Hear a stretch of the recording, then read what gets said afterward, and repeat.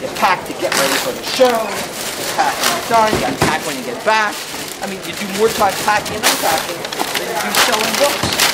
There's an art in this. You could work the entire show, and if you pack incorrectly at the end of the show, you could lose all your profits. Because you could break the binding on a book.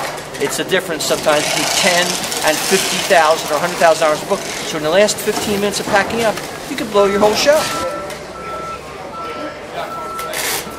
Well, I understand that it's possible to make entertaining film about most things. In fact, probably all things. Is it just me, or is a movie about bookselling bound to be a little dry? Come on, I've been doing these fairs for nearly 10 years, and I'm telling you, I'm often bored silly.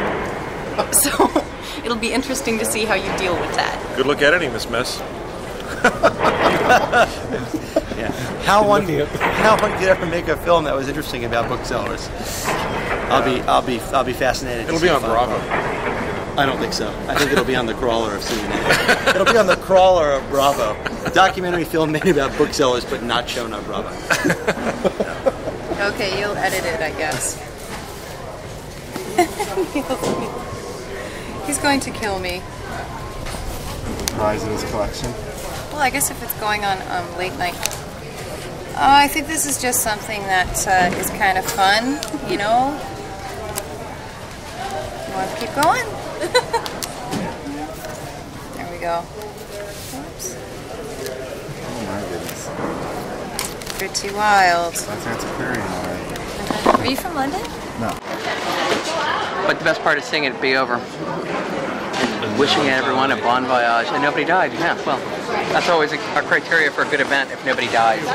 I was going to have you record the most famous bookseller joke, which Lou Weinstein, I think, invented, which explains the entire economics of this fair. Two booksellers were marooned by chance on a desert island. A month later, they were both millionaires.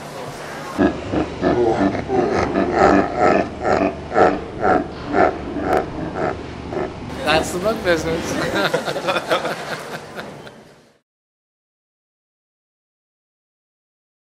Always want to buy only the left hand and not the right hand, and you have to explain that it doesn't work that way, and they come together. Yeah. I think that's probably the most horrific of the stories. All of the others we'd like to probably stay quiet about. Hello, I'm the manager of the San Francisco Net.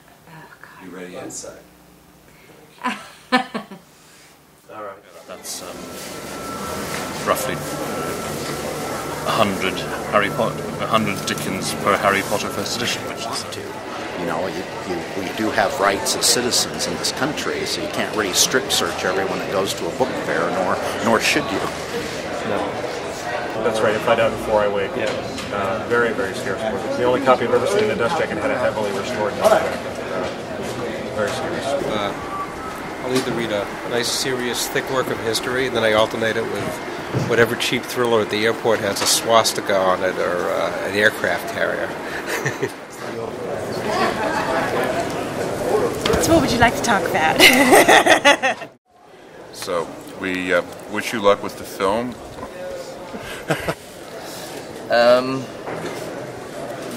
Where do you want me to look? Do you want me to look in the actual camera? People come to you with their particular enthusiasms, and if there's something that clicks, maybe you become a victim of a vicarious enthusiasm and go and learn the subject so that you can sell them books. This particular book is Venus au Furore, and I think it's one of his great books. And when it's done like this, as a series of prints. The jacket is worth about 90% of the value of the book. Somebody once said the jacket is the soul of the book. It's an effort to engage the antiquarian and rare bookselling community to help us learn more about how to sell antiquarian and rare books. It's uniform prices. When you used to a book fair like this, you can go around as a dealer and a collector, and you'll find a huge range of prices. Yeah, that's right. Yeah. Because people would price a book what they thought it was worth. Now, if you don't know what the book's worth, you just go on the internet and you go, well, that guy's at $400, that guy at $500, $550, and you can price yourself the cheapest, the most expensive, whatever you want to do. But there's not many. I mean, because all rock stars. I mean, you know, for instance, I know a couple of the Pistols, and the Pistols guitar player will sign any white Les Paul that you give him if you give him $100. Sorry, Steve. Bang goes that market. But you did well enough. One of the things the internet is beginning to show is that so-called rare books aren't all that rare. This guy's a real lunatic.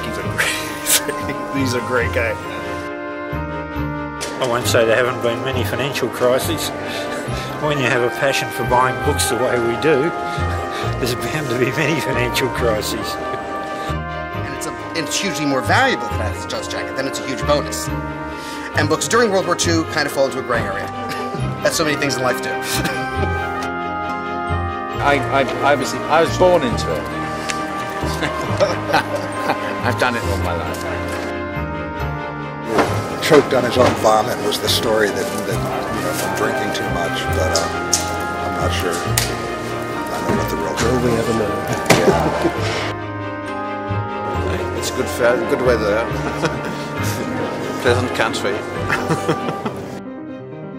We all want the same thing. We want books that we can buy and sell very fast and make a profit on. The kind we don't want are the ones that we're going to have for the next 16 years and regret. Unfortunately, we'll probably buy some of both at this fair. We have to get books in fine condition. That's what we like to do because we're a terrible salesman, and they sell themselves. When I go to a fair like this, it's very exciting. I get really hyped, and so I spend like all day looking at books. And there is a mania about it, but it's fun. It's better than smoking crack.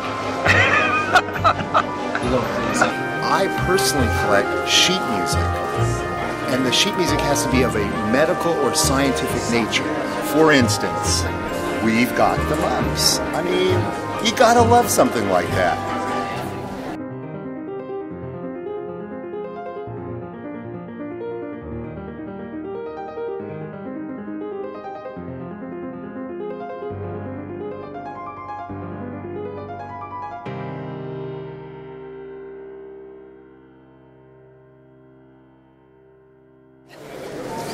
Is there a line to check into? You want to check this? Yes.